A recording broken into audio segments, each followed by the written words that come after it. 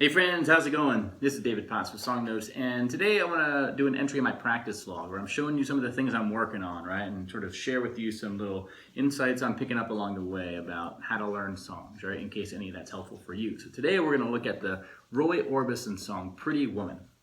Oh, Pretty Woman is the official title, right? So I recently saw the movie A Star is Born, the 2018 version, and there's a scene which features this song, and it's like a live performance at the Grammys, and the main character is playing guitar in the song, and he's a bit inebriated. He's having trouble keeping it together, and whether or not he can execute this lick, let alone finish the song, is a point of dramatic tension in the movie. So it's a great little scene in itself, but it also made me really curious to learn that song. I'm like, well, that's a really fun looking song. Of course, I've heard it 1,000 times, but I never have just thought to learn it before. So went home, picked up the computer and looked online for how to play it. Found a few different ways, right? And that's probably something you're familiar with as you want to learn a song, and different people online, whether it's the spammy Ultimate Guitar website with 6 versions of the tab, which are very confusing. Which one do I look at? Or you're looking at different video lessons, and everyone's maybe telling you a slightly different way. So I want to sort of give you a little roadmap here, and not just for this song, but for every song. And I'm going to show you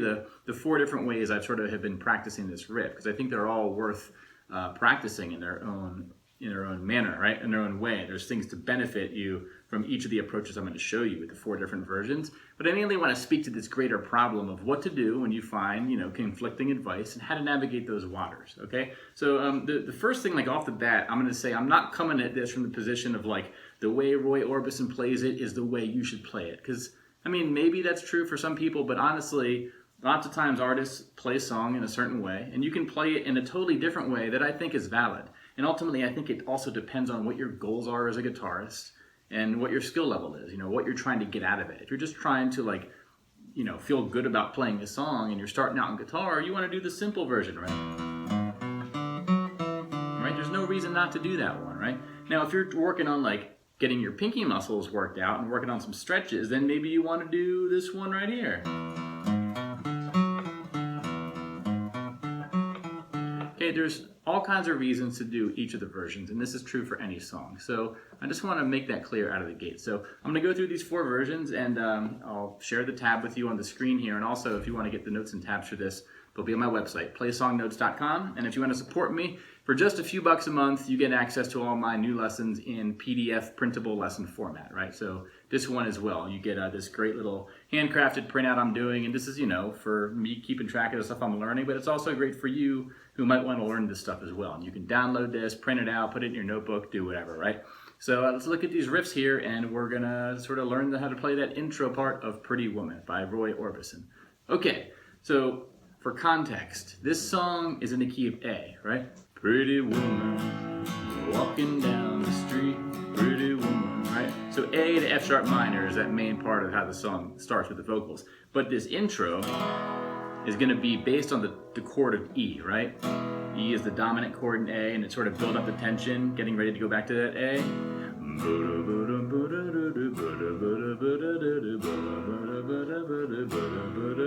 Pretty woman, walking down the street, pretty woman. So I share that with you so you understand tonally where we are, okay? We're going to be sort of chilling out in this key of E. So the first version of this riff is going to look like this. Now the riff itself basically goes, you have the first half of the riff twice, right? Let it hang, do it again, let it hang again, and then.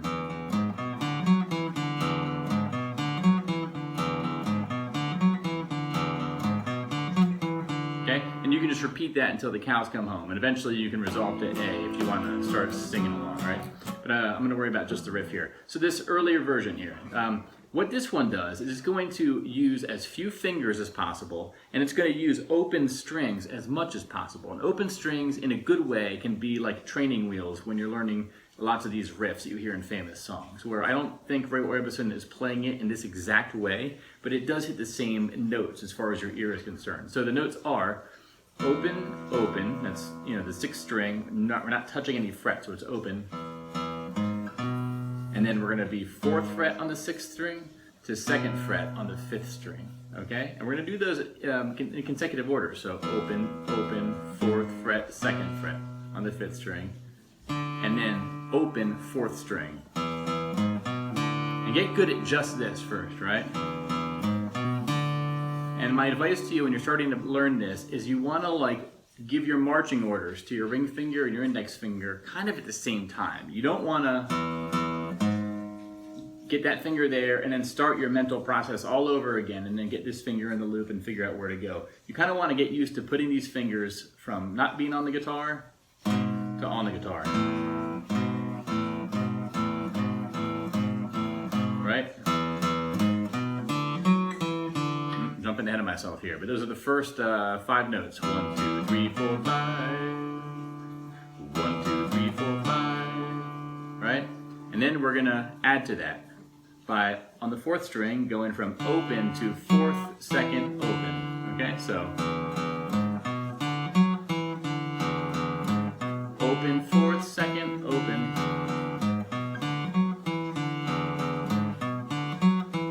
Okay, so that's that first riff. You can add a little bit of muting on your bridge of your guitar here with the fleshy part of your hand. That turns this into this, right? It dulls the sound a little bit.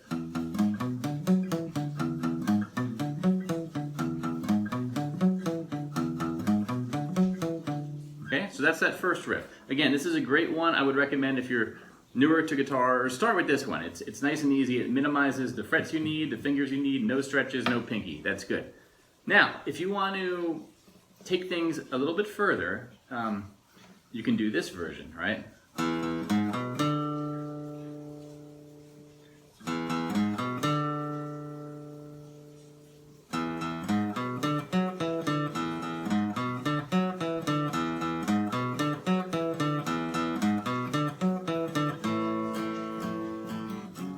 So what's happening here is we're going to start off with the same notes, the first 2 notes. Actually, the first 3 notes are the same.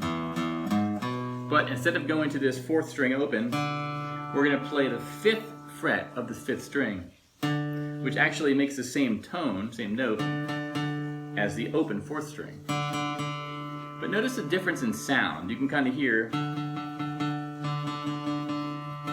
regardless of my guitar possibly being slightly, not perfectly in tune, when you're playing an open string, it's usually just, I don't know the musical word, it just feels like more bigger and everything. And that can be great sometimes, but when you're playing this lead kind of riff, it can be nice to not play an open string, because then you have this ability, number one, you can bend the string, right? And it just gives all the notes a more consistent feel. And it's just good stretching for your pinky too, so we're going from 4th to 2nd, but again, instead of doing open on that final part of the riff here, we're going to end here on this 5th string with fret.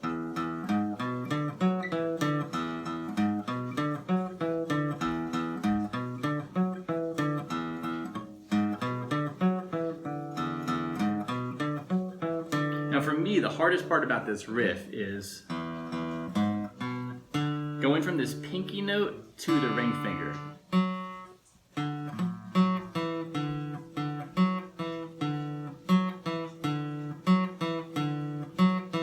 Because these are both probably my 2 weakest fingers on my left hand, to be honest. And to go from my weakest finger to my second weakest finger, I'm just not coming at this riff from position of power. But that's actually a great thing, because if I want to get good at scales or lead guitar, these are muscles I'm going to have to develop. And this is the kind of situation where it'd be worth practicing. So I would take this one really slow if it was me, right?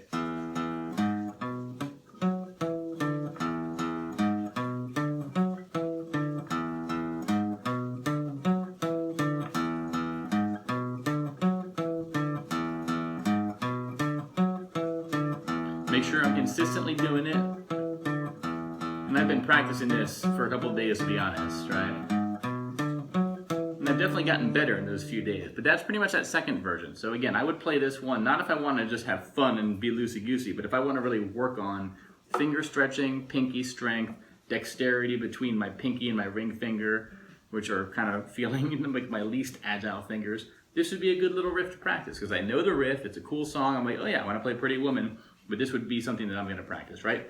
Now, say I want to get a similar effect by not playing any open strings, but I don't want to put such a burden on my pinky, right? Here's another way to play it. So this is the third version, and this one I came up with, but basically this one looks like this.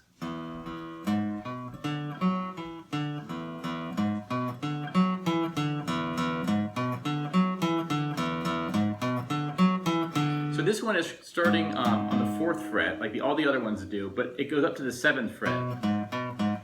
And the entire riff is played in this box between the 4th and 7th fret, okay? So instead of being between the 2nd and 5th fret, we're gonna be up here in the 4th and 7th fret, so. And what I like about this one is a couple things. One is the pinky is used, but the pinky is never the first note or the last note. It's always a middle note. And this note is really what you got, is like your central core, right? That's gonna be the note you're gonna let hang the first 2 times you play the first part of the riff. You can kind of bend it with your middle finger if you want.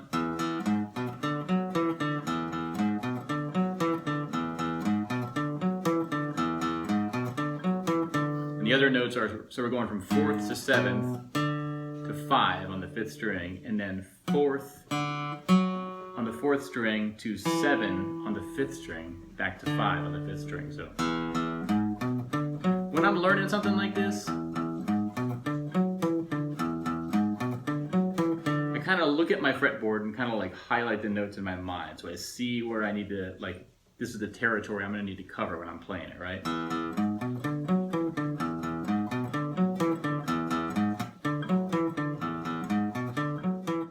And the last version of the riff I'll show you here is one that I wanted to do to stretch myself and maybe give some opportunity for some nice slides, right? So you're sliding up into a note, right? I'll show you that, but mainly what this does is it almost takes bits and pieces of the existing riffs and sort of puts them together, but uses slides to sort of change the sort of box. I start off down here in the 2nd through 5th fret, but by the end, I'm up here in the 4th through 7th fret. So check this out. So basically,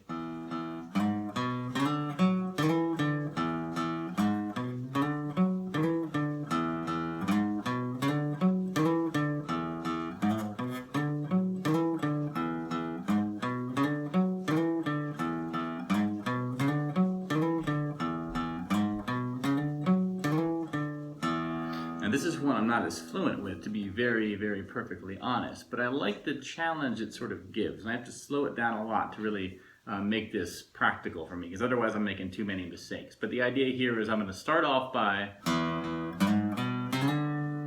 going to start off with these first 2 notes, 4th fret and 2nd fret, right, which I had in the first couple of riffs. And for the 3rd note, I'm going to end up here, which before I was playing with my pinky in the 2nd version, but here, instead of my pinky, I'm going to slide up to my middle finger, so. And that's worth practicing, right?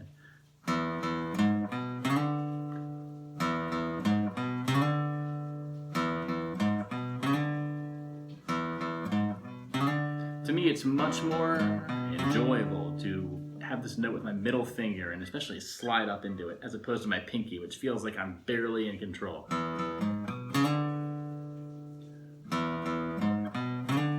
And then once we're here, we kind of jump to the 4th riff, where we're basically going to go from our middle finger to our index finger, and then we could go, you know, do what we did in the 4th riff, or the 3rd riff. Pinky here to middle finger here. But what I want to do maybe is, instead of using the pinky here, maybe I can slide up to my middle finger, or to my ring finger. So.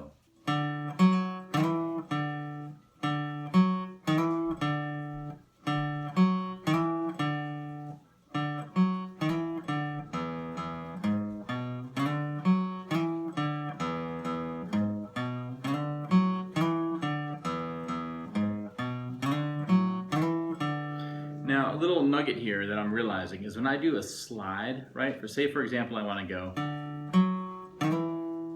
that little riff there. I should really be clear in my head. When I do that slide, should I come at it from 2 frets away or 1 fret away? So 2 frets versus 1 fret. Now in a vacuum, it might be like, who cares, 2 fret versus 1. But you need to know when you're doing a 3-note phrase. So I'm coming here with my middle finger, here with my index finger. I almost feel like I should do a one fret slide because my ring finger is naturally here. And I get this back here, so.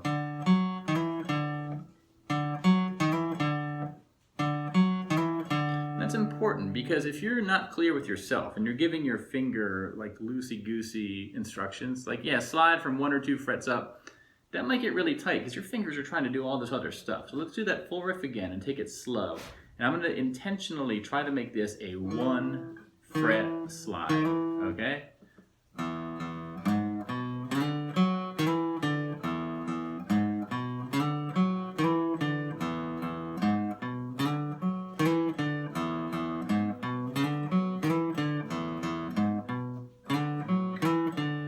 Let's do it from the top and concentrate.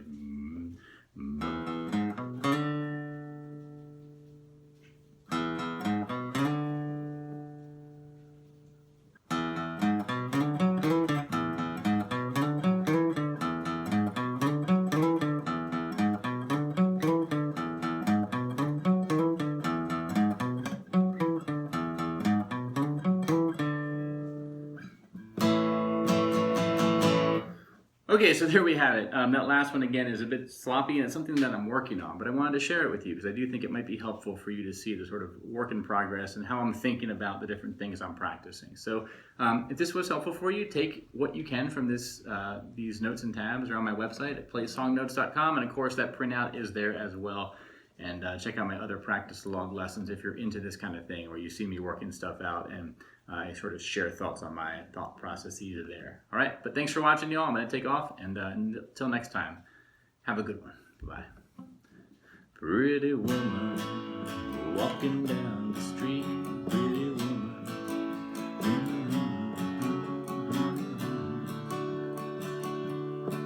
La da da da da da.